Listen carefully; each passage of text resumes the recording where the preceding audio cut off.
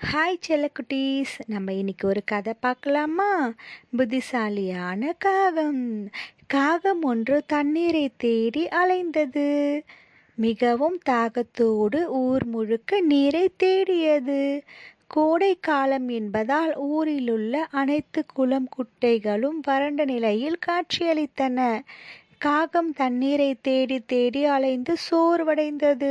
இறுதியில் ஒரு வீட்டு வாசலில் மண்பானை ஒன்று இருப்பதை காகம் பார்த்தது. ஆனால் அதில் மிகவும் சிறிதளவே நீர் இருந்தது. காகத்தால் அந்த நீரை பருக முடியவில்லை. காகம் சோர்வடைந்து பிறகு யோசித்தது. அருகில் சிறு சிறு கற்கள் இருப்பதை கவனித்தது. அவை அனைத்தையும் பொறுமையாக ஒவ்வொன்றாக எடுத்து மண்பானையினுள் சேர்த்தது. பானை நீர் மேலே வந்தது.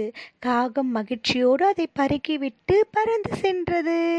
குழந்தைகளா, நீங்களும் அனைத்து சூழ்நிலைகளிலும் யோசித்து உங்களுக்கான வெற்றியை நீங்களே பெற வேண்டும்.